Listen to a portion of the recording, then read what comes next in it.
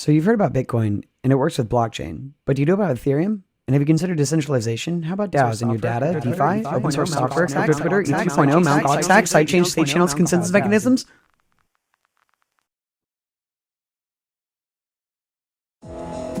Welcome to Square One, a place to deepen your crypto knowledge.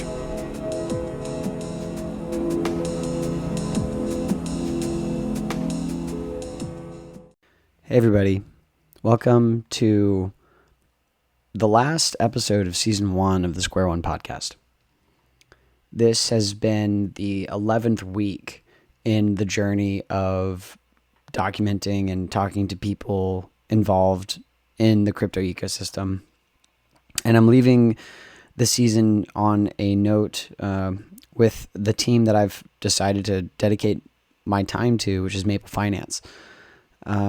In this interview, I'm talking to Sid Powell, and he is the founder of Maple Finance, CEO of Maple Finance. And I met Sid,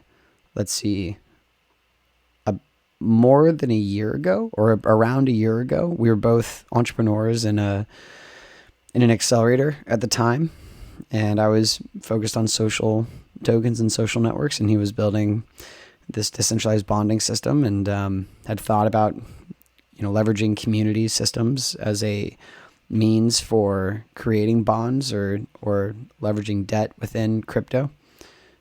The future might include something like that for the protocol, but today it's institutional decentralized lending.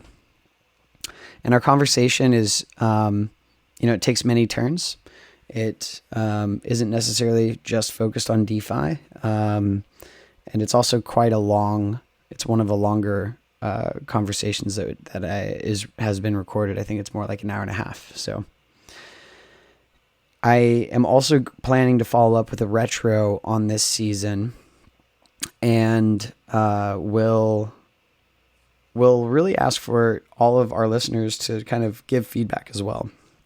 I'm really excited that we have so many people who are engaging in this, and those who are actually taking their time to listen to the entire episodes that we've published. So the other piece that I'd like to give a shout out to, or person I'd like to give a shout out to, is our sound engineer, Sam Regan, who has come on and assisted every week, kind of making this sound quality increase and making the production value of this show increase, and ultimately the content. So hopefully we'll continue to be able to work together and create more valuable content. The next season, we'll see how we focus it. I think this season actually turned into more of a deep dive focus than it was a focus on onboarding people into crypto. But for those who have stuck through and listened to every episode, you probably have a pretty robust landscape of the information available and the primitives available for how crypto looks and is useful today for users. Thanks again for joining, and please enjoy this last episode of Season 1 of Square One with Sid Powell.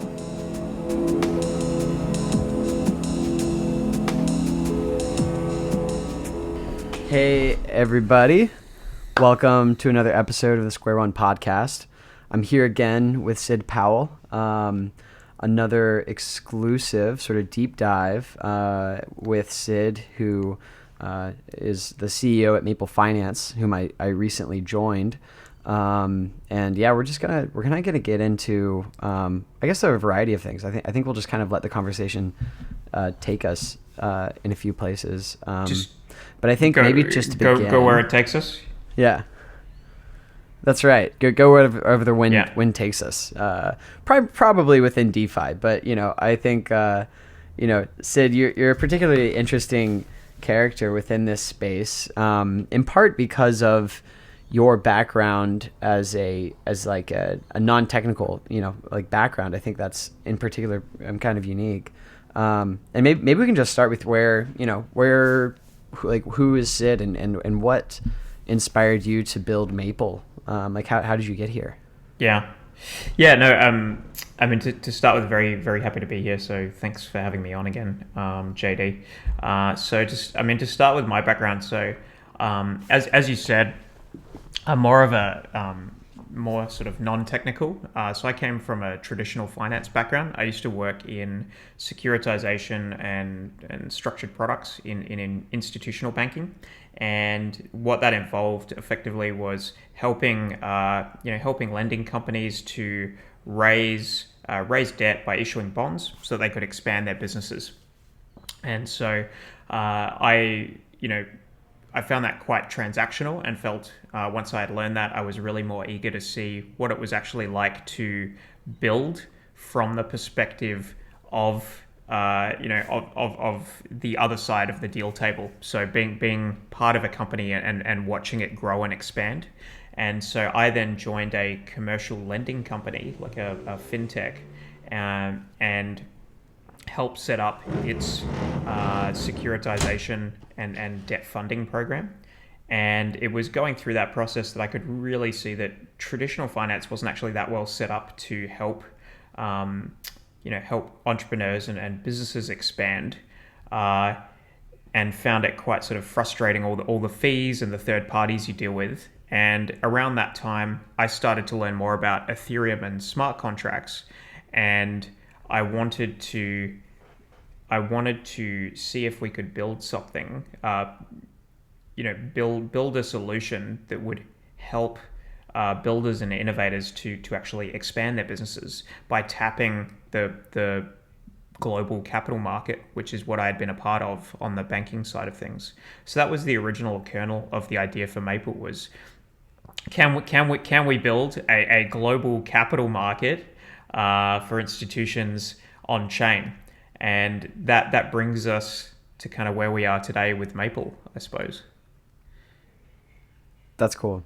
Um, and yeah, I think like it's interesting because prior to Maple, thinking about financial products it was really kind of interesting. I guess like it's a bit of an abstract idea, like a financial product, Yeah, right? Because essentially what yeah, that is it is an opportunity to place capital and leverage capital in a way that only some people access, right? Like what would you, yeah. I don't know, how would you define a financial product, I guess? That is a very good question that I've never really been asked before. But I would say a financial product is really going to be on kind of two sides of the coin. So you would have a financial product for a if you bring it back to kind of the basics of financial intermediation, you're going to either be uh, a unit of surplus capital or a unit of deficit capital. And a unit of deficit capital is somebody who wants to borrow. So a financial product in that circumstance is accessing funding, be it debt, equity, or some other form, which you use. You deploy either to spend consumptively or you use it to invest in the expansion of your business. And so that would be bonds, venture capital, venture debt, straight bank loan, promissory notes. Like it's a very wide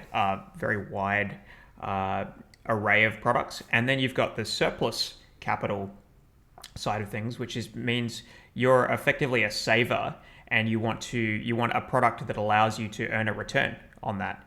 And so that would be again, it's the same products, but you are deploying capital with a reasonable expectation of some kind of return on that capital. And so that's, are you a venture capitalist investor? Are you a bank that is lending out money to earn an interest rate?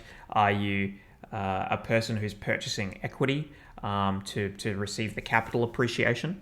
So I'd say, a financial product is something where you're either receiving capital so that it can be deployed, or you're deploying capital so that you can earn, a reasonable rate of return. I would probably draw the line and say what is not a financial product is something like gambling, for example, because there's not a reasonable expectation of return. It's more of an entertainment product. I like that. That's interesting. And yeah, it's really like financial products are then fundamentally about lending and borrowing, more or less. In Yeah, some well, way. lending and borrowing, but I would also say that like equities and other Mm. types of financial product they're actually centered around ownership are still financial products. They're just not ones that are rooted in the concept of lending and borrowing. So I That I makes think I sense. think it's a wider array than that. But the fundamentally what makes them a financial product, I guess, is there's either a component of investment, uh, yeah, probably investment, I would say. That makes sense. Um, and yeah, and I think too that like this space, I mean, like, so one, financial products are things that people don't have a great intuition for in general. Like I think like personal finance is something that most people are uneducated about, like if, in the first place. And so that's like literally just owning a credit card and what a credit score is, and Yeah. then like properly understanding how to invest and leverage capital, and then like participate in like these more sophisticated financial products is a whole nother realm of like understanding. And then topping that on with like crypto to me is like it's interesting because to some extent this is I mean and this is kind of an issue in the space as a whole, but like this is democratizing these like very sophisticated and new and robust financial products, and at the same time it's also there's also this like veil of a learning curve that really kind of limits that democratization and to some respect. You know what I mean? Yeah, no, I think it's a really good point. I mean, you have products that are super simple conceptually to understand, where maybe at that end of the curve you have like a savings account or even an IOU, right up to the other end of the spectrum where you have exotic derivatives or other sorts of structured products which are very sort of sophisticated and in some cases require like an advanced degree in maths or physics to actually understand it. I would say definitely beyond the comprehension of the average layperson. Right. Yeah. But Which I mean, yeah, yeah. Go ahead. but I was going to say, but I think in terms of the democratization of financial products, I would say definitely what we're seeing in DeFi is that the array of financial products, kind of like the Overton window of what the average person has available and can understand, is increasing. Probably historically there were less products than the average person could actually understand, and I feel like now crypto and DeFi is expanding that and giving them access to kind of a wider set of those products. You have in DeFi rebalancing, rebalancing tokenized ETFs, for example. So that's something that I feel like most people can understand that wasn't previously available but is now available to the average person in a democratized way. So I think that's a really good thing. You don't necessarily need to extend that right to the very edge of the spectrum and give the average person access to exotic derivatives, for example. Right. Right. No, absolutely. And I mean, yeah, I think that makes sense. And I think like ultimately, the main thing is like having that like robust like foundation of financial opportunities. And that's like I don't know, to me, like, I mean, the thing that excites me about Maple personally is like, having this long-term thinking financial product that, I think like, and like, this is kind of taking a step, like a bit of a sidestep, but, thinking back to DeFi Summer, Yeah. right? I was like very deep in the DAO space and I was very obsessed with kind of these community tokens. That's really what I was building for at first. Yeah. And at that time. And DeFi Summer, it was like there was so much explosive like opportunity happening that I was focused elsewhere. I didn't have time to really keep up. Yeah. And to some extent I was like, I mean, ultimately this is like this yield farming thing is a bit of an unsustainable way to kind of And like the fair launch is like only so fair. It's like just kind of a way to bootstrap liquidity and sort of reward plutocratic participants within a token economy, or plutocratic, like wealthy or highly capitalized participants. Yeah. And to some extent, it's also just like it's a bit of a flash in the pan, because if you just drop all of your tokens on these people that are providing this liquidity, at some point you run out of tokens, and then the thing kind of like falls apart potentially. But that kind of I guess that's still shaking out, I think, to some extent. But the thing that I love about the thing that you and Joe kind of pioneered is this a bit of a hybrid solution where you have stable interest rates coming in from borrowers, and then you also have an opportunity to work within a token economy and reward participants and distribute ownership and increase your yield on top of that already extremely high interest rate that you don't see anywhere else in like traditional finance. Yeah, I think, I mean, it is interesting what was going on in sort of DeFi summer, and you did have the concept of kind of the fair launch emerge, but if it's the same parties who accrued really large token holdings across these fair launch protocols by being early participants with large amounts of capital, is it kind of fair if you actually have a relatively consistent representation of who are large holders in these fair launches? Maybe not. But I think the concept with the tokenized distribution that really came through in DeFi Summer was actually getting tokens into the hands of a wide array of participants, and people trying to find different distribution mechanisms that would mean that the token was actually put in the hands of people who could use it productively and also like actively participate. So for protocols like Maple that actually have a concept of staking, you want the token to go into the hands of people who are going to stake it, because staking ultimately enables the growth of the protocol itself, rather than being in the hands of maybe somebody who's just going to passively hold it in a MetaMask wallet and not really pay any attention to what's going on the protocol. You want somebody who's going to be participating in governance, staking, and really sort of involved in an active or engaged member of your community. So I think to contrast that, you have the idea of maybe the Uniswap distribution, where it went to everyone who'd ever used it, but a lot of people weren't going to actively be an active participant of the Uniswap ecosystem. And then you have other protocols like perhaps us, like Synthetics, where you want the token to go into the hands of people who are going to be sort of active participants and stake it and kind of evangelize for what you're doing. That's interesting. How do you envision, or I guess, do you feel like Synthetics did a better job at that than Uniswap? At encouraging active participation? It's an interesting question. I mean, Synthetics has a very like holders of the token are very sort of active participants because they have a high proportion of staking. But to get to that level, they did their initial kind of ICO, and then they provided inflationary rewards to people who were already staking. So I guess it reinforces kind of the importance of the role of staking.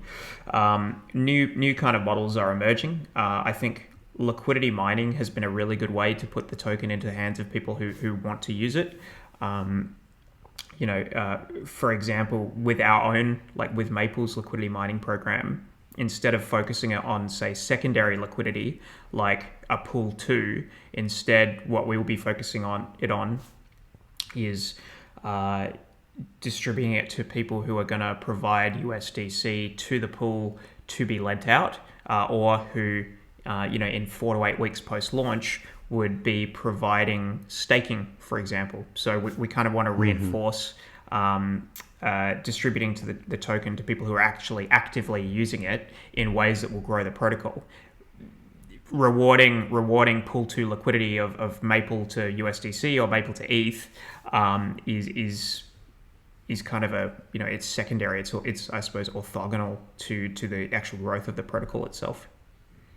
That makes sense. Yeah, and I mean, yeah, it's interesting because I guess like the typical mining strategy is to give tokens to people who are providing liquidity to increase depth in these decentralized marketplaces. And very often doing that as well creates, dynamics where you see a massive kind of run up in the token price of some of those projects, and then it crashes and it kind of wrecks the individual smaller participants, and actually can be destructive to community sentiment, I would say, rather than building engagement and achieving broad participation in the community, which is, I think, actually what most token protocols strive for. Yeah, no, absolutely. And I think like Andre Cronje, who are I don't know how to pronounce his last name specifically, but Andre, the guy, the Wi-Fi, the creator essentially of I guess SNX did the fair launch, but or the token the liquidity mining patron saint of the immaculate launch. No, he's a great guy. That's right. Yeah.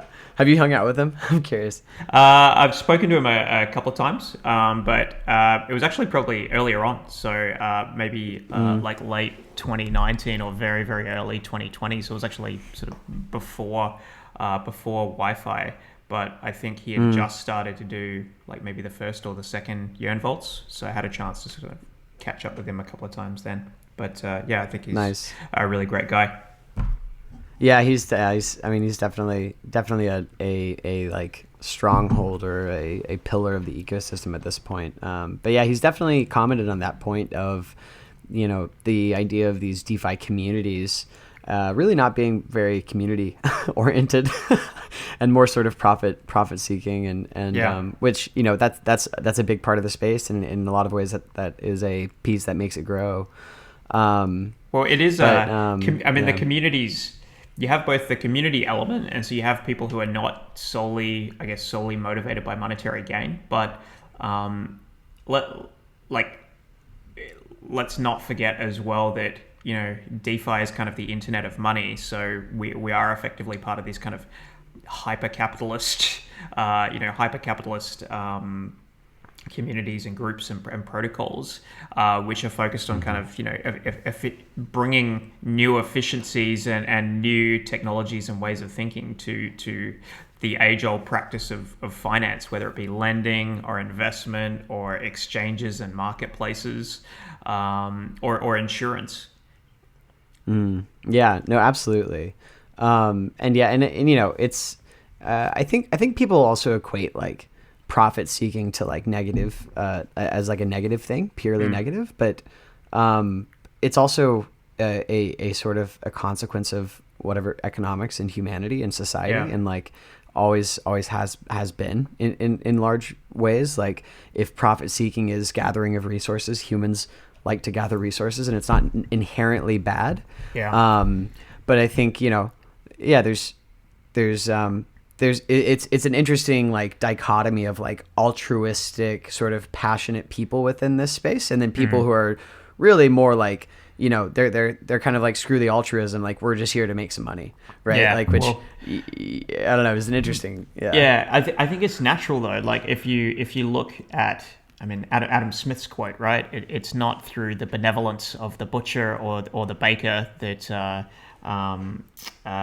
they go about their tasks. It's with regard to their rational self-interest. It's the invisible hand that is kind of guiding economic activity, and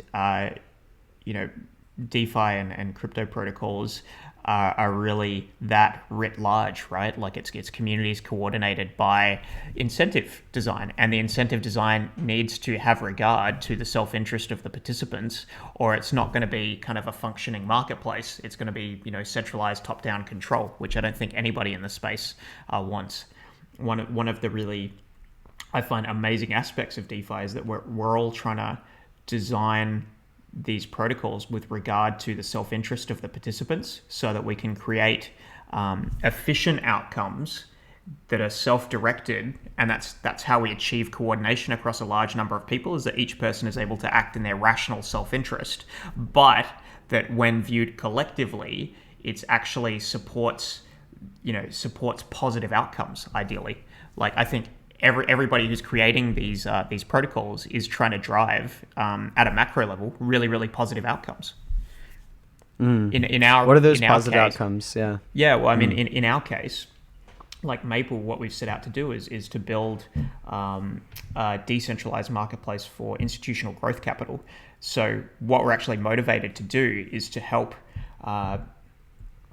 crypto native businesses to expand and build sustainable operations by connecting them with access to borrowing capital from the DeFi ecosystem. So I'm really motivated by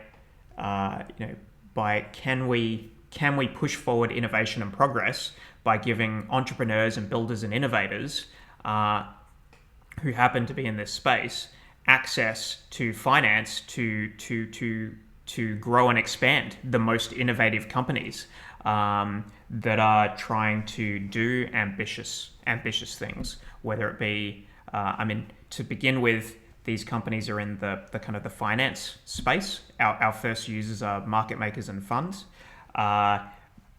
More broadly than that, in future, it can extend to other industries, whether it be energy or infrastructure.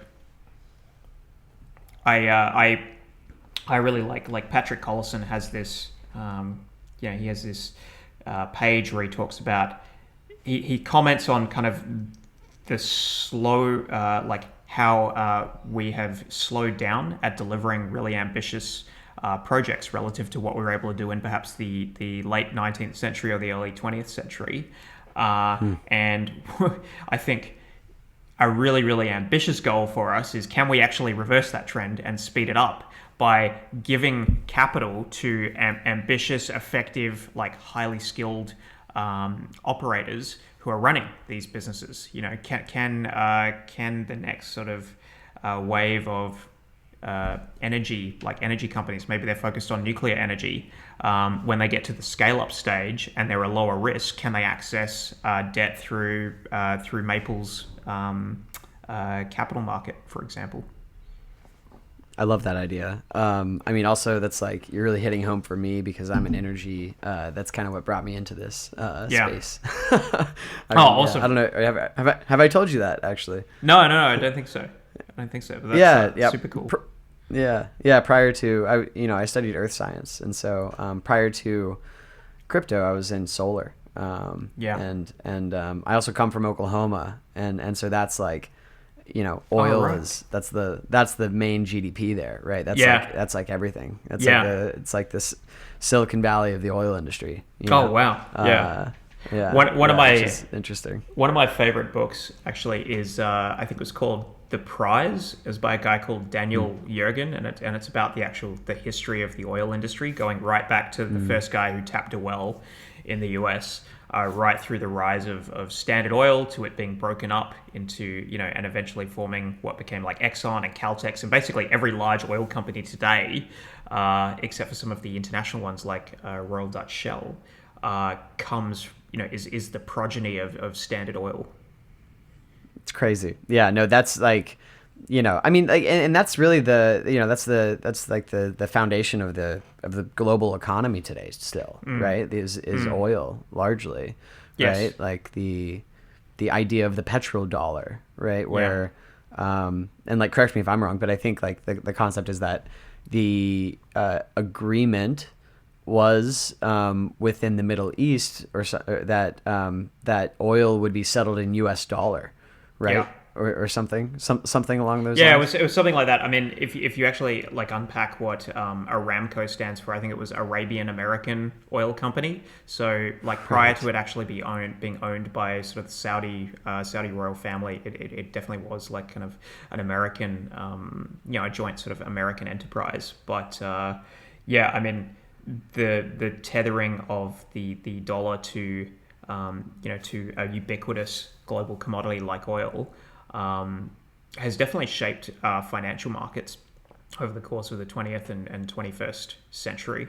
And energy markets are huge, right? And I think, getting a little bit off topic, but energy is one of those areas where a small move forward has leverage because it's applied across a global system, and that's actually to bring it back to kind of DeFi and what we're doing in crypto.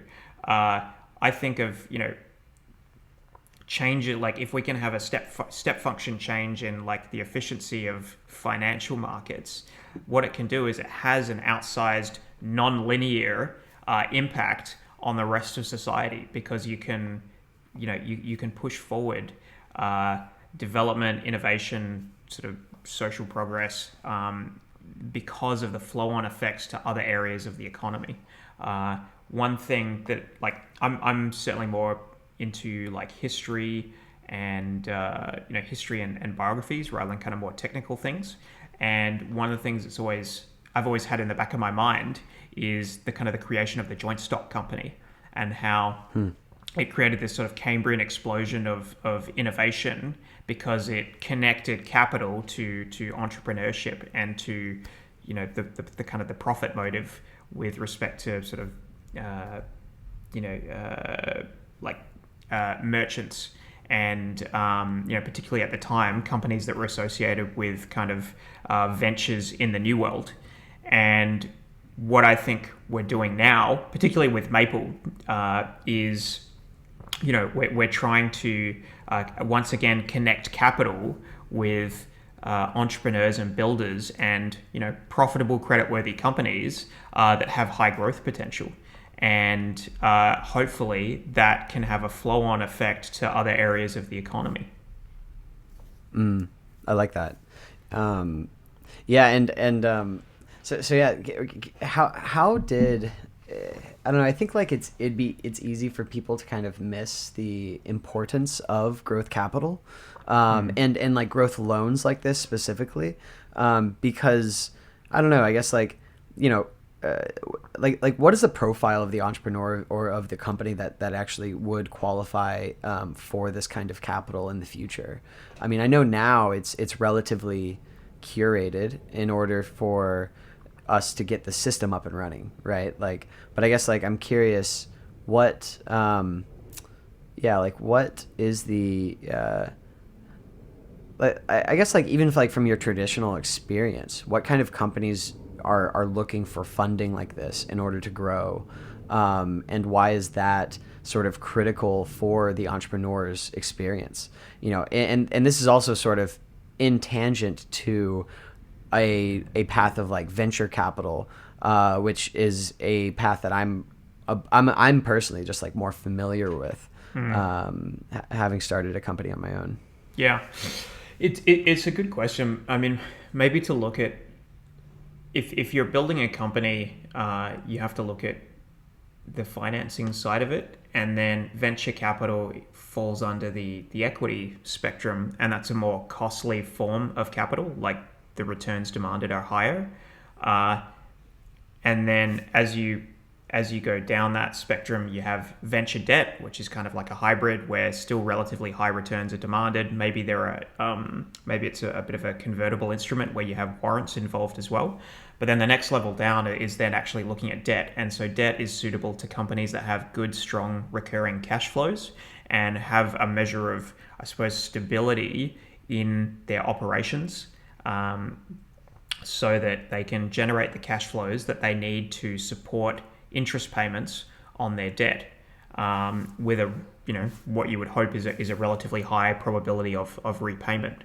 And so what the types of companies that Maple is suitable to then is companies that have, I suppose, relatively established set of operations. They have product market fit. You're not speculating on whether the company actually has a viable market here. They've established that, and they're cash flow positive so that they can meet interest payments. And then ideally what you would want is a relatively predictable forward view of their earnings potential, so that you have the comfort that if you're giving them a 2-year loan or a 1-year loan, that they're still going to, their operations will be ideally as good as they are now, if not better, so that they can continue to repay that. And so That makes sense. So the profile of the companies we're looking at the moment, to begin with, Maple is serving market makers, market neutral funds. What we really like about these companies is that they are, they have very strong balance sheets, they have a lot of liquidity, and they are highly profitable. They generate very good returns on capital, which enable them to meet kind of the opportunity cost of lending to them in this space. And at the same time, their operational structure means that they very often retain the borrowed funds on their balance sheet and actually deploy those in exchanges, to market make or perform arbitrage strategies. But the holdings are relatively liquid, so that if they need to, they can actually repay these loans. Then when you look at who the next suitable borrowers would be, it's probably companies or sectors like crypto mining, where they have they have a need for OPEX or CAPEX investment, which is where the debt comes in, and then they have sort of stable operations, and recurring revenue streams. The magnitude of those recurring revenue streams might fluctuate because of the price of the underlying cryptocurrency, but that they have mining operations that are going to continue to generate assets and revenues into the future. And then another element would be like SaaS companies, for example, where they have these kind of locked-in subscriptions, and when their level of churn, you can sort of forward project what their recurring revenue is going to be 12 or 24 months from now, and at least ascertain that there's like a floor level here so that they'll continue to be able to repay you. Right. You don't want to take, that makes sense. You don't want to take companies that have maybe too high an element of volatility in their earnings or revenues, and companies that haven't found product market fit yet. So yes, we're looking at growth capital. So that's fortunately part of being in this space, is that it is growing as a whole, which means that these companies are all very likely to be larger, multiples the size they are now within 12, 24, 36 months. Right. And no, and that makes sense. I mean, like specifically around, established companies with a track record, because the thing about unsecured lending is, you have to have a reliable income. I mean, like if you don't, you're just going to be burning cash, and your lenders will be very disappointed, essentially. Yeah. Right. And today, like, I guess some of these companies are probably taking loans from maybe like centralized exchanges or OTC trading desks that have enough capital that they can lend, or liquidity that they can lend. But the revolutionary thing about Maple is the non-custodial aspect and the fully on-chain lending mechanism, and protocol around it.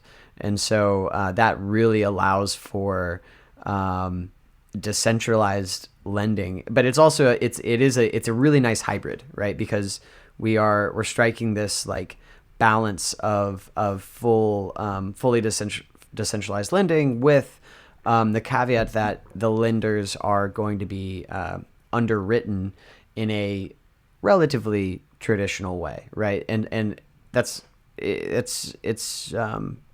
for the benefit of sort of the entire system. And that will continue to kind of expand and emerge. I think it'll be the system that emerges, I think, is going to be really exciting as far as like the reputation and social network that sort of evolves from this initial kernel of the protocol.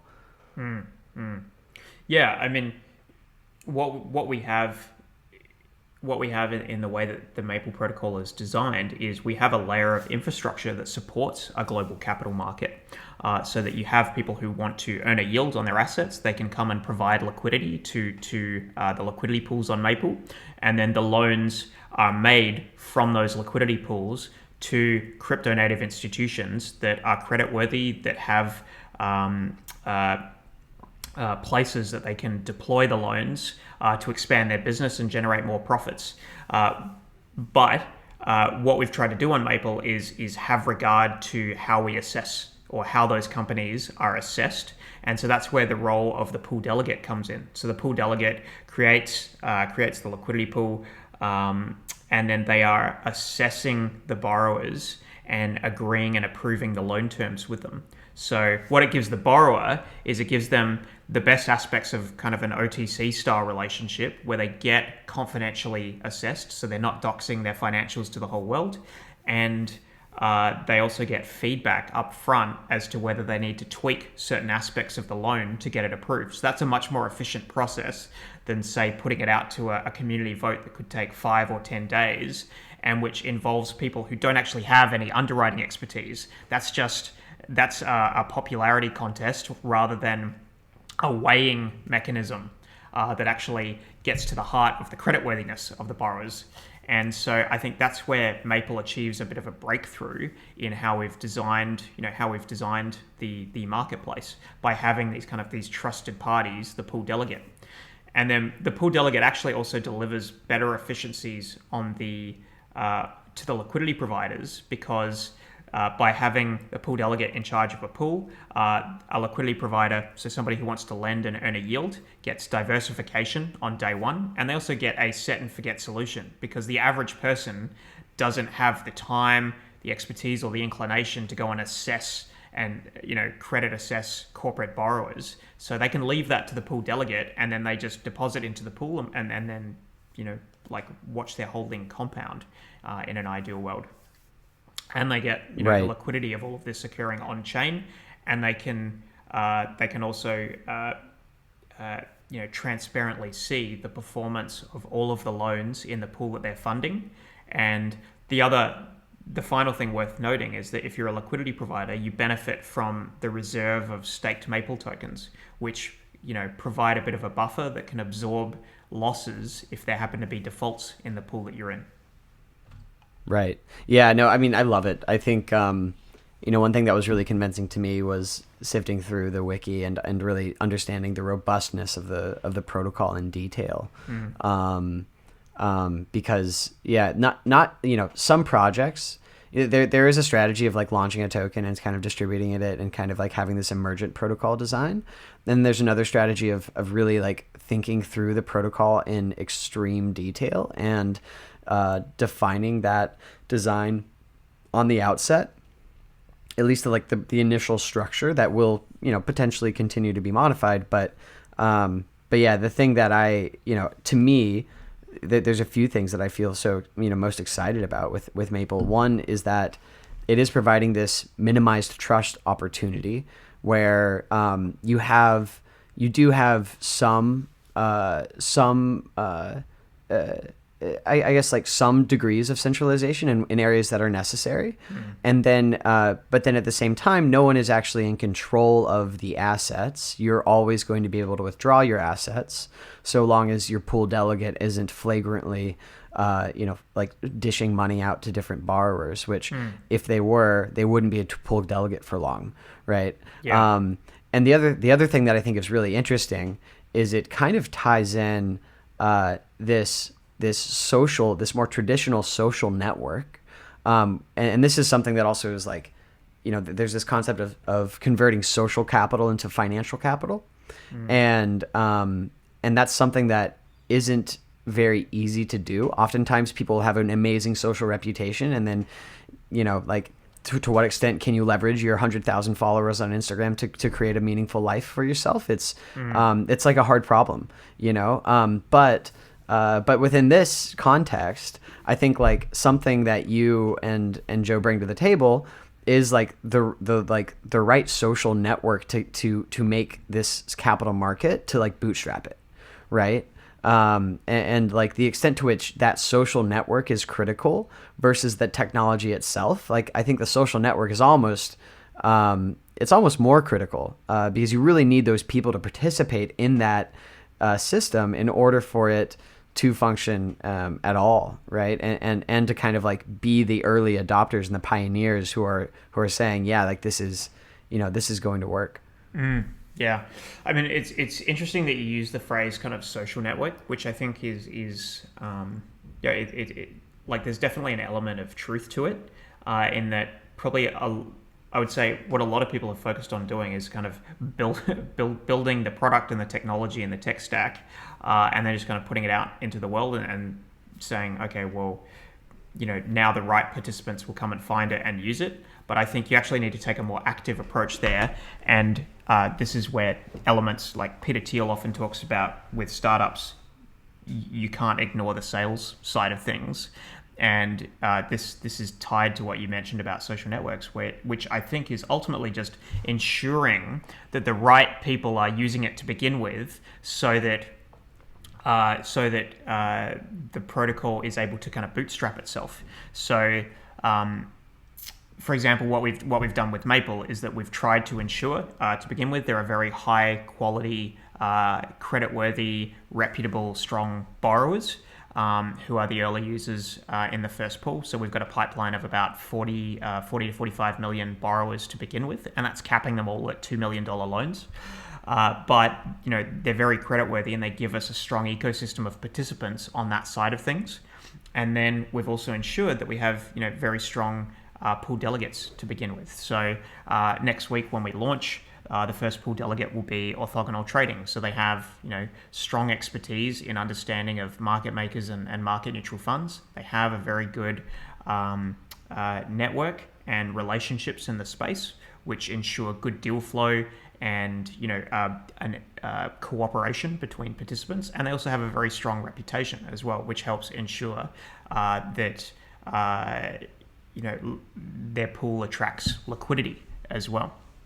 So ensuring that you have the right participants is very critical early on, and that's it's a bit of an intangible element of building out a protocol, but it's very necessary early on, so that then new participants who come to the protocol fit into that kind of that ecosystem that has already started to firm up because of the kind of the curating efforts that you put in early on.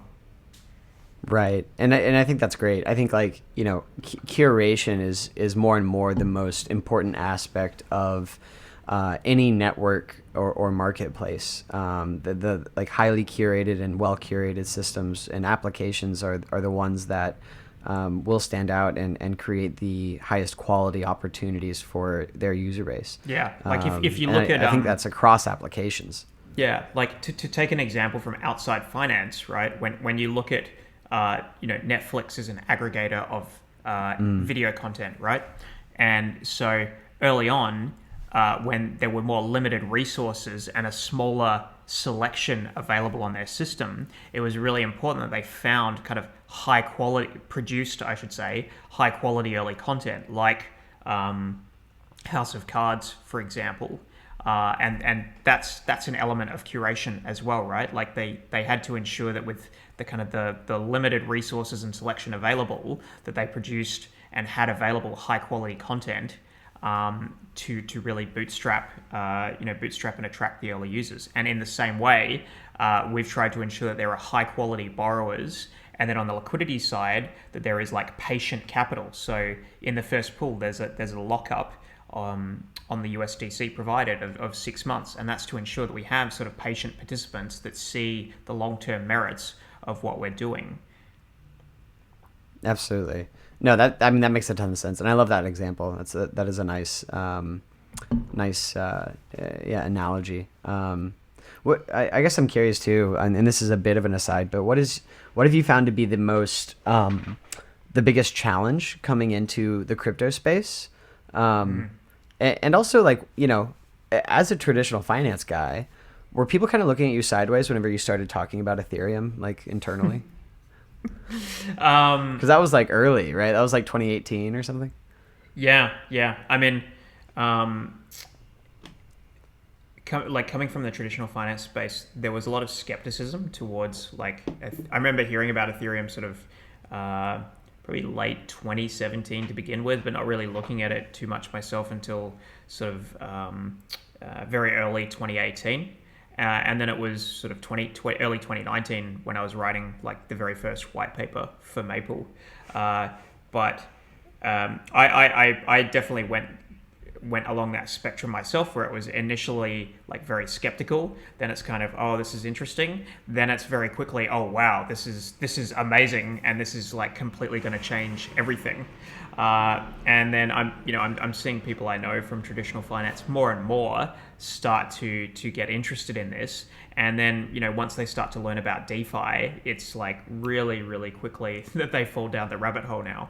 And I think, it's the pace at which people from traditional finance are hearing about it and wanting to get involved is quickening. And I think that's really great because it brings a wealth of knowledge about financial products that is supporting the next wave of founders building new DeFi protocols. I'd say you had the first wave of very technical founders. Now you've got a wave of sort of founders with finance and financial markets experience that I'm super excited about. I would say the hardest thing at the moment has definitely been like recruiting talent and building a really strong team. I think the thing that probably a lot of people overlook is just that most issues with building a great business are actually people issues. Like, can you make sure that everyone's talking to each other, that you have proper operations, that everybody knows what they're supposed to be doing, and also just cascading context to people, particularly in this remote world. It's often taken for granted that people, you say something once or you say something in an oblique kind of way and that you expect your audience to get it. But what you need to do is repeat and ensure that everybody has the necessary context. And so I'd say communication is definitely the major issue of building a business. Yeah, no, that makes a ton of sense to me. And I will say, I think that you have done a great job at building that. It's not, it's to me, it's like, it's amazing the intuition that you all have come to the table with as far as approaching product development and shipment, where, I mean, I don't know, I guess, were you involved with product shipment in the fintech company at all? Or did you work with like engineers? It's a good question. Not so much. I mean, I had to, in setting up the funding program in that company, I had to come to understand the product pretty deeply. So I had to understand, how it worked so that I could then relay that to funding partners. And I suppose that was then my first taste of product and understanding the engineering side. And then I also, to be credible in due diligence meetings, you then also have to understand the tech stack that the company is built off and any kind of limitations there. And so I think, actually, like setting up that program helped give me an understanding of every aspect of a kind of finance business, and that's something that I've then tried to be conscious of in building out Maple. Product is critically important, but product is really important from kind of like the perspective of it sounds cliche, but like delighting your customer, right? Like customers use your product not because of some ultimately robotic rational regard. They use it because it speaks to them on an emotional level and kind of communicates some aspect or some transformative aspect. They have to look at your product and say, here is me before I use your product, here's using your product, and here's me after I've used the product. And there has to be some kind of transformational element where it it either removes some kind of critical sort of vulnerability or fear for them, or takes them to a really, really positive outcome, where in our case it's, can they become a much larger, much more profitable business, and can they remove say dependencies that they might have on, say, like a single lender. So one of the things Maple can provide is funding diversity, so that you're not at risk of being rug pulled by a single financier and having the future of your business jeopardized. Absolutely. Yeah. No, I think that's great. And to to reiterate, I think I think like one of the biggest challenges, like on your point of communication of product and of like building a business, that challenge of delighting your customer, and also setting expectation, I think is a big part of that. And then coordinating that external and internal expectation is something that is really easy to misalign and get excited about over promising things. And anyway, I think that, the pace at which we've been developing and the attention to detail to our dev team specifically, as we are building, has been really important. And especially whenever we're launching contracts that are essentially hold millions of dollars, right? Billions. You're billions. That's right. That's the goal. Billions My of dollars goal in is the next within 2 a couple years. of years, I want like a Fortune 500 company to be issuing a loan through Maple, like a single loan that is over $1 billion in size.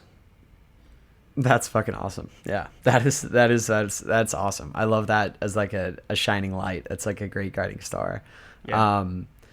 And but to launch something like that, the degree of the high fidelity of like security and thoroughness that we have to go through is But I think extremely important. Yeah. The other element is like in launching a really great product, you can't ignore kind of the psychology of the product. And so like lately I've been reading a lot of books on, I guess, like product experience and product sort of design thinking.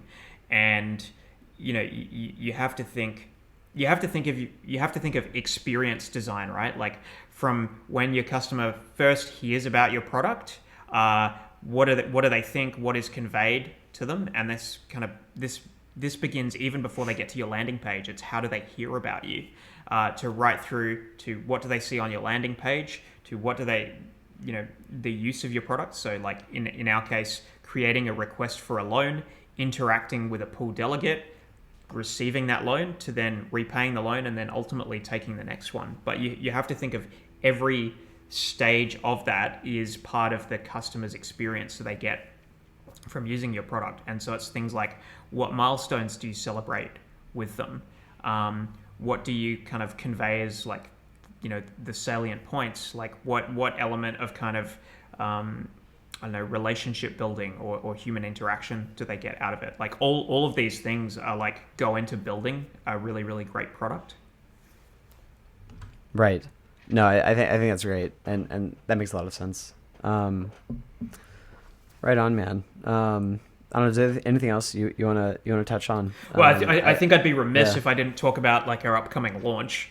So yeah, I mean, no, please. we distributed the Maple token through Balancer liquidity bootstrapping pool, which you played a critical role in the success of. And I think what was fantastic is that we ended up with like 1,000 or 1,080 to be more accurate, new holders of the Maple token. So we achieved that kind of wide array of participation by the community. And then, I mean, the price started quite high, then dropped, but then it found a relatively sort of consistent level, which means that you get sort of people who are all feel like they participated at the same level and kind of got an element of fairness, I suppose, there, rather than having wild gyrations in where it traded. But where we're at the moment is we've now deployed the protocol live on mainnet. The app is live at app.maple.finance. And next week, we're going to be opening up our first liquidity pool, which we're super excited about. So we'll begin with 15 million in loans. So on the 19th of May, we'll open that up to some institutional cornerstone lenders to put in the first 12 million into there, and then we'll open it up to the broader DeFi community on the 21st of May, so that anyone can then deposit USDC to that pool that will fund the loans to these borrowers. And then on around the 25th, that's when the borrowers will draw down their first set of undercollateralized loans through Maple. And then from there, it's like, so liquidity mining will be open at that point. So people will be able to earn a yield in USDC plus Maple token rewards. The rate of those rewards is going to be about 20,000 tokens per $1 million of USDC for locking that for the first 6 months. And then 4 to 6 weeks after that, we'll be doing the second tranche of like 15 million loans, the second pool, and then we'll be opening up staking so that people can use the Maple token in that participatory way to provide that kind of reserve that supports the growth of the protocol. So right, that's yeah. I mean, so much like exciting stuff coming. Like really. Yeah. So it's gonna be a big couple of months. It sure will. Sleep has not been paramount, but yeah, why would you want to sleep at a time like this? Man, I mean, you especially. Like that's I'm putting that on one of my to-dos really, is to ensure that Sid gets 6 to 7 hours of sleep rather than the 2 of like waking, going to sleep at 2 and waking up at 5. Like that's not Yeah. I don't know. Yeah. I look forward to that's only so sustainable. Polyphasic sleeping is not one of my top Google searches. That's amazing. Yeah. Unreal. Yeah. No, I mean, you're crushing it, man. Like it's fascinating to I mean, and it's the time zone thing, and it's being on the bottom of the earth. Australia in the the international dark zone of calls. It's like, calls with the US begin about 5 a.m.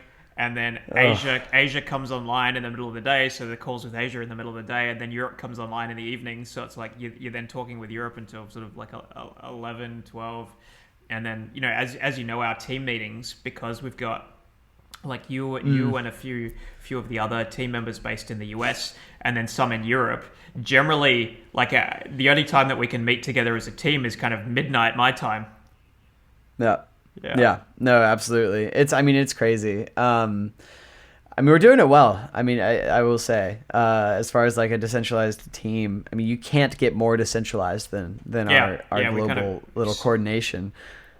Yeah, we do span every time zone. I think what has helped though with our team structure is trying to group smart contracts across say 2 time zones, and then the off-chain team across 2 time zones, because it means that the people who are working most closely together actually have significant parts of the day where they overlap, which I think is super necessary, so that they can do pair programming, for example, to resolve problems. There's still no more efficient way to actually resolve technical challenges than to just hop on a call with somebody and do screen sharing. Yeah, no, absolutely. I mean, synchronous coordination, that balance between synchronous and asynchronous is delicate. And on a team that is completely distributed, you it is really healthy to be able to kind of jump on a call to resolve technical issues or address anything that is needing to be addressed. And then at the same time, the other thing that I think, internally that we have done really well is that the meeting system and the note-taking system is really robust. And having that asynchronous doc and paper trail of communications, which I actually think is coming from your experience in the banking industry, potentially, as well as maybe Joe's experience previously. I mean, and maybe I'm making that up. No. But, you're dead right. I mean, we found that it's completely necessary to have. You should have minutes from every meeting you have. You should have assigned action items, and you should know who needs to complete what and by when. Just for that's like table stakes in running an efficient kind of organization, and just ensuring that you get shit done right. If you don't, it's too easy to let things slip through the cracks, particularly in a space that's moving as fast as it is, because you'll be taking like 10 meetings a day, right? Like, I think, on Tuesdays, I'm basically on calls from sort of 5 a.m. to sort of 1, 2 p.m. And if we're not taking notes in each of those meetings, like, there's no way I'm going to remember that. Oh yeah, no, absolutely. And especially in a space that, you essentially have a bunch of squirrels that are or dogs that that are distracted kind of. I mean, like, there's so many distractions in this space as far as because it moves so fast, as far as the technology that's emergent and like the new things to like check out and crypto Twitter or whatever else. That, it is, I think like, that note taking is extremely critical. Yeah. And I think a lot of teams, I mean, I don't know. I think it's, finding that like really effective operating structure is hard and isn't necessarily intuitive, for a lot of teams, despite its like simplicity. Yeah, no, 100%. And I think all like we're increasingly bringing coordination mechanisms on chain. Like, again, super excited about what's happening with DAOs. But you got to realize that every organization and institution actually functions, to a high level. Its functioning is dependent on kind of off-chain conventions. And so these are things like, do you take meeting minutes and do you assign action items and responsibilities? Do you kind of communicate to context to everyone and ensure that there's actually a way so that everybody in the organization knows what its priorities and its goals and its vision is, so that they can actually make decisions in the absence of complete information. If they know what the mission is, then that can help, somebody who needs to make a decision within your organization to make the right one, where they don't have like kind of a detailed set of instructions. But all of these elements are kind of soft skills. They're kind of soft skills, and I don't know that there's a right term for it, but they're kind of, they're organizational elements. These aren't kind of technical skills or technical tools. It's it's kind of communication and soft skills. And no, absolutely. It's something I actually learned. Like I did a course a few years ago on like organizational analysis, and it was actually understanding that you have different stakeholders within an organization and different ways in which knowledge are transferred throughout an organization. And I think an understanding of that has really helped in sort of building out Maple and building out a decentralized team. That was a bit of a long-winded answer, but it's making the point that so much that people ignore is actually that psychological communication soft skill aspect. And that's what I think we've tried to do with Maple that's probably unique to us, is that we've said, okay, we can have trusted participants on the platform. That's what the pool delegate is. And, we can build elements of not trust in, but, like borrowers, borrowers are able to borrow undercollateralized because they are credit assessed, and you look at their credit worthiness. It's not trustless. Right. It's trust minimized. Yeah, right? It's trust efficient. Let's call it trust efficient. Sure, I like that. Yeah, no, I like that a lot. And it is. Yeah, like that. I think there's a lot of there's a bit of like this dogmatic idea of like DAOs like taking over the world, and like the proletariat or the common people being able to kind of overthrow the government in order to build a more a utopic society. And there's a lot of issues with that sort of like concept of like completely flat organizational structures, which I've participated in some flat organizations, and I guarantee you there's no such thing as a flat organization. That's a big piece of it, right? Like flat organizations are only available in order for someone to discreetly take power. There's no such. You have this like a flat organization essentially means that you have some sort of implicit hierarchy or oligarchy in the background that no one is able to actually see. So there's a lack of transparency of the hierarchy. And there's a lot of documentation around that kind of like organizational structure. It's true.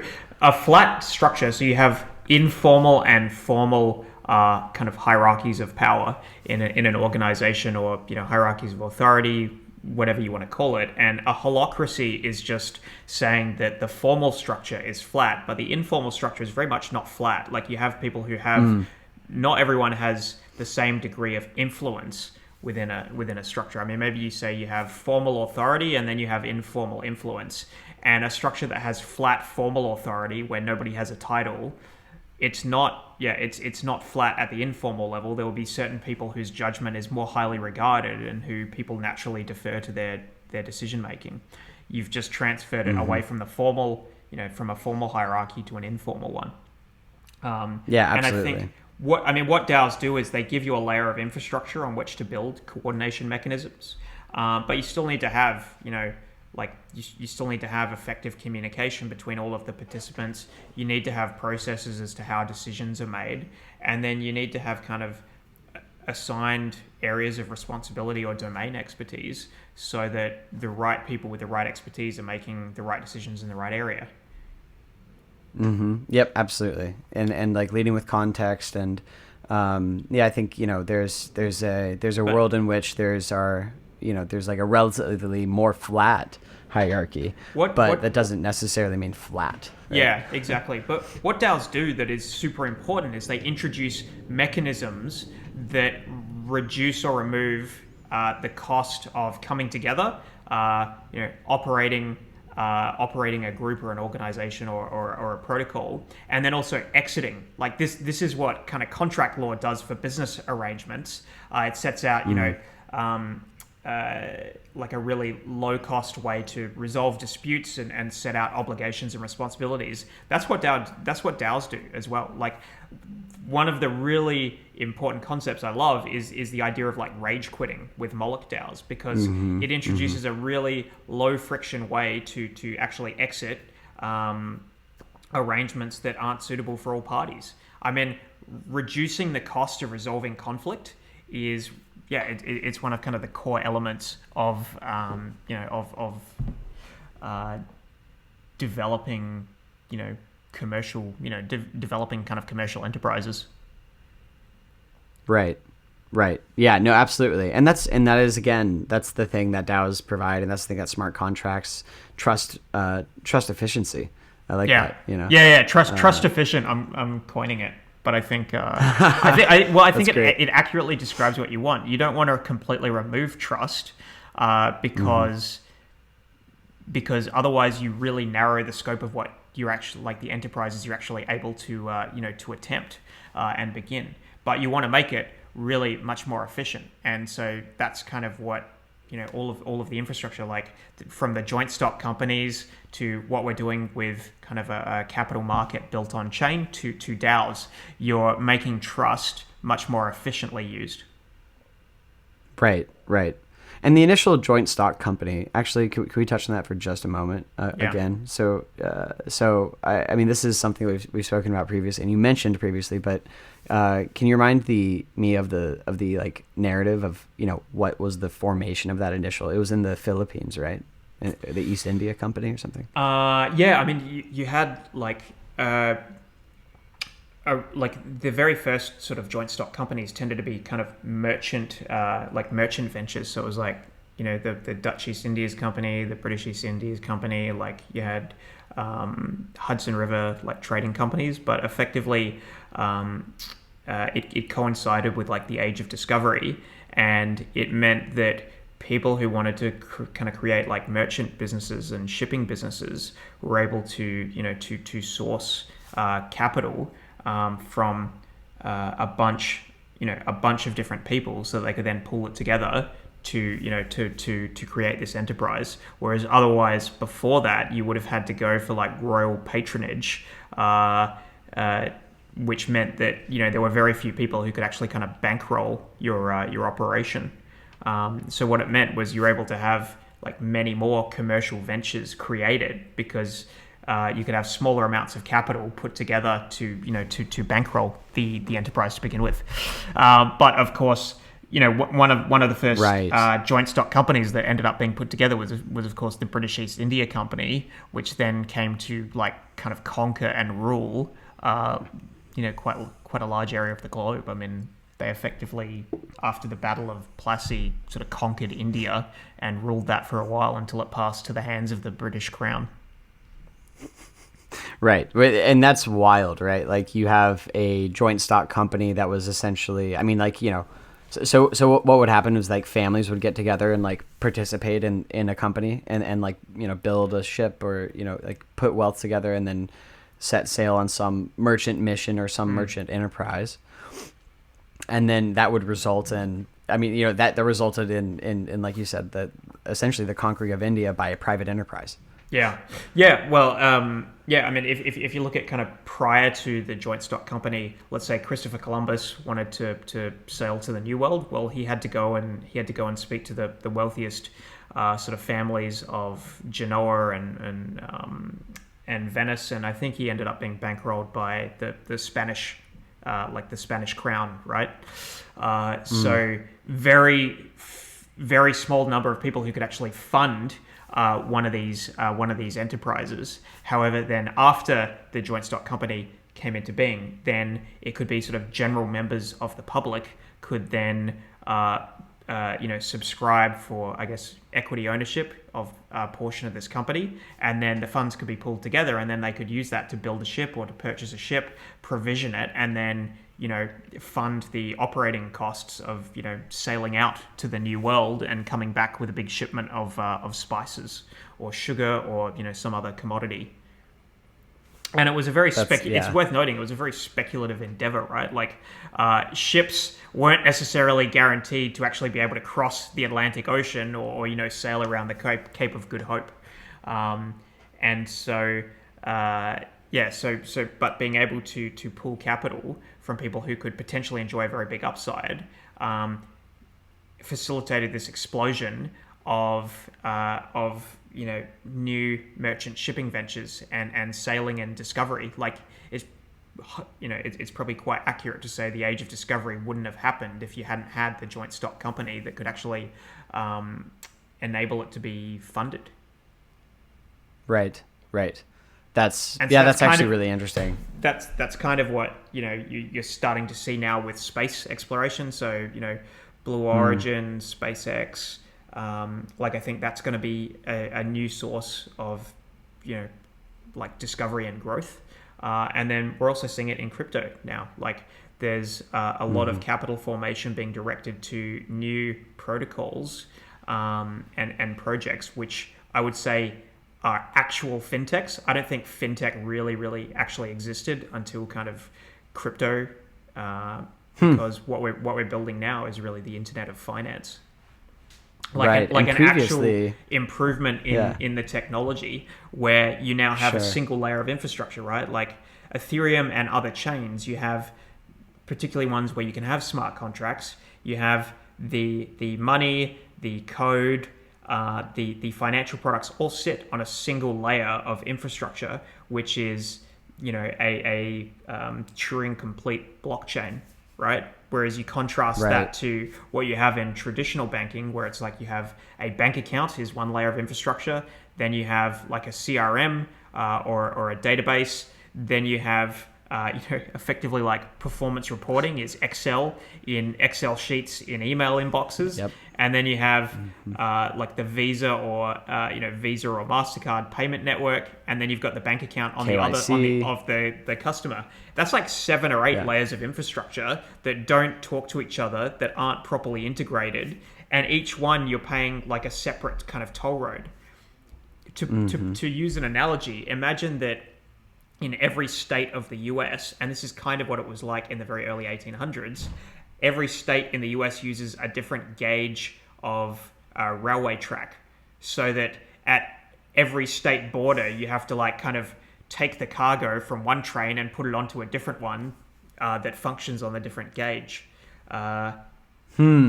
It's hugely inefficient, right? That's a great analogy. That's a really great analogy, actually. I like that a lot. And what the blockchain does is that ensures that all rails across the entire globe function, are integrated with each other. I love it. What we've done building really nice. a kind of capital market, probably would have cost like $100 million if you'd have used Web 2 technology, right? Like we would have to develop partnerships with Visa. We'd have to go and set up like an Oracle database or something. We'd then have to use a lot of spreadsheet reporting, whereas at a relatively small cost, we've been able to build it. Build a sort of global capital market because we're leveraging the infrastructure that's already there on the Ethereum blockchain.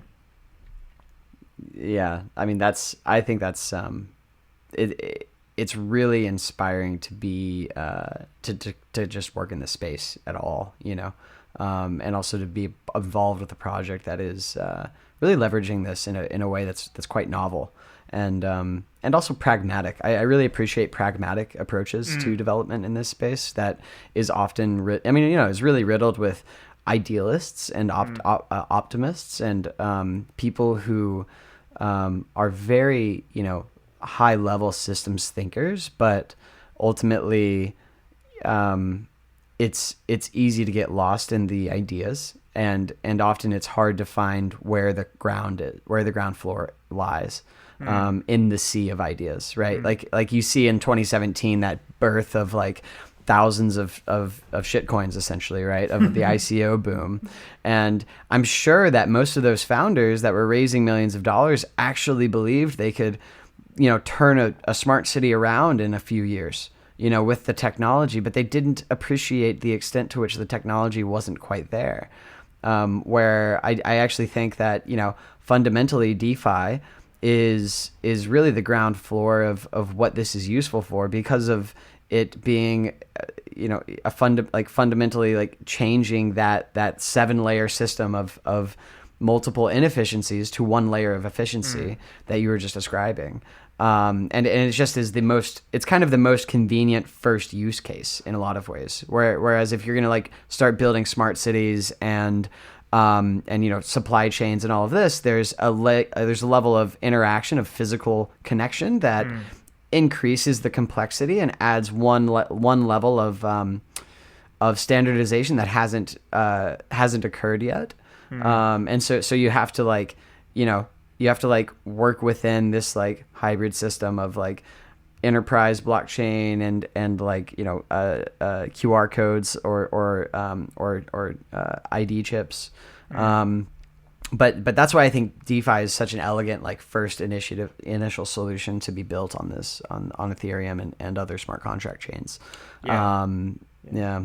Well, I think DeFi is really useful because it's kind of speaking a universal language, which is the universal language of money and money and capital, right? So it's inherently suited to a global network, and it's it's focused on kind of leveraged outcomes, right? Yeah. What do you mean by leveraged outcomes?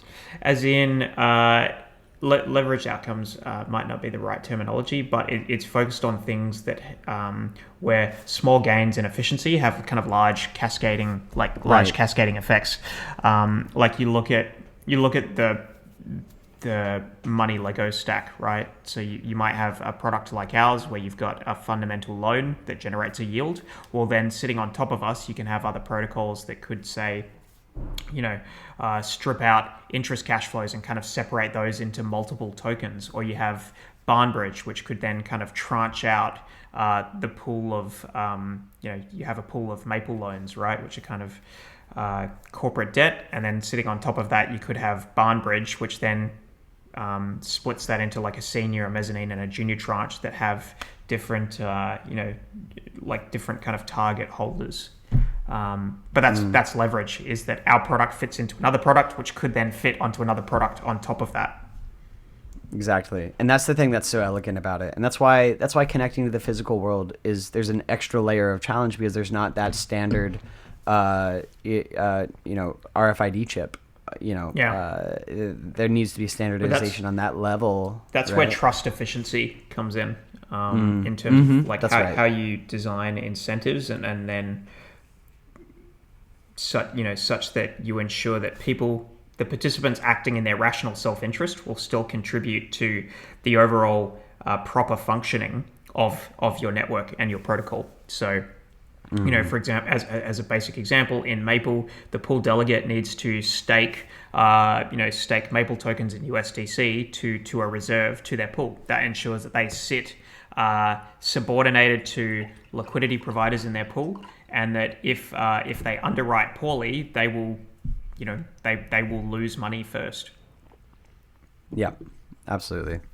No, that I think that's exactly what it is. Is it increases trust efficiency. It increases skin in the game, and Skin in the game. it's Yeah. it applies that game I mean, game theory to the internet. Skin in the game, like I mean, as a concept, extends back to sort of the code of like Hammurabi, which was kind of like a builder in Babylonian times, which was Nassim Taleb talks about it quite a bit. But it was effectively like if you made a building, the guy who designed it, if it collapsed, would be killed. So it's kind of skin in the game, right? Like you have to eat your own cooking.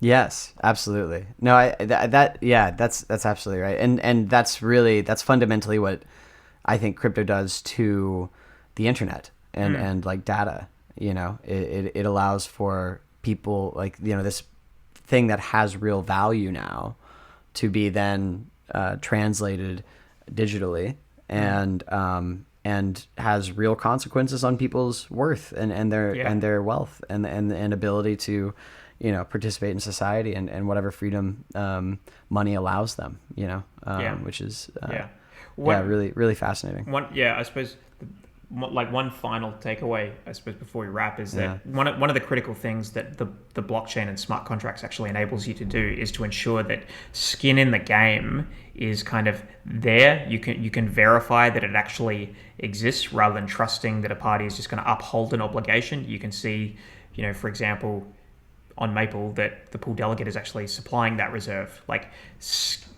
it kind of lowers the barrier to putting in place skin in the game. It makes it much easier and much more practical to put in place the right sort of skin in the game for participants. Yeah, I think that's probably kind of the core of it's what by it does. default. Yeah, exactly. Right. Yeah. It's like default. Both has skin in the game for all participants, and then also is transparently. Like how much skin people have in exactly. In You can see that, right? When it's there, transparency when it's been removed. Right. And despite the obscurity of Etherscan, you can see it. Right? It is available, right? Yeah. Despite it you having to then understand how to use Etherscan, which I mean is a whole.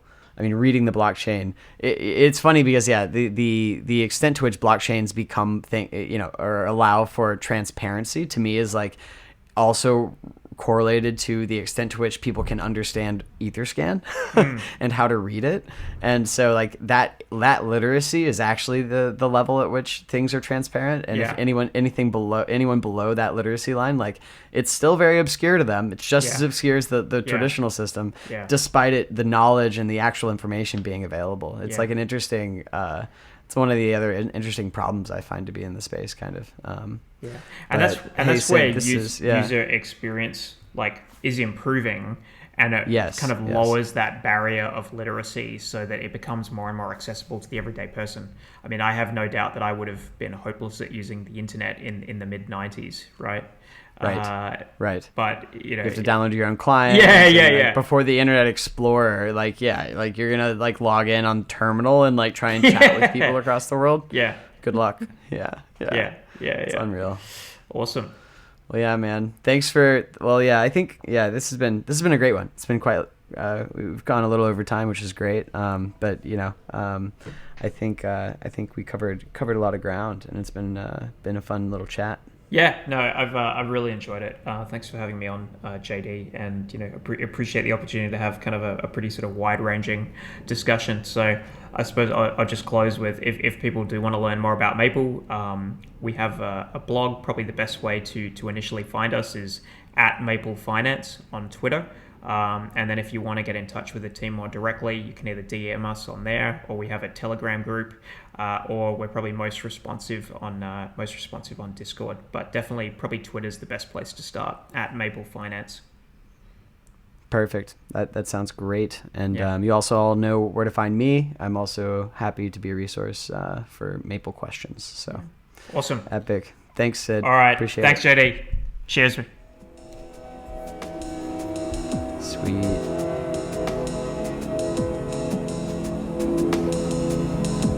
If you want to explore more and deepen your understanding of cryptocurrency concepts and mechanisms available today, please visit our Gitbook or Crypto Encyclopedia. You can find it on our website at square1.tech. Thanks for listening.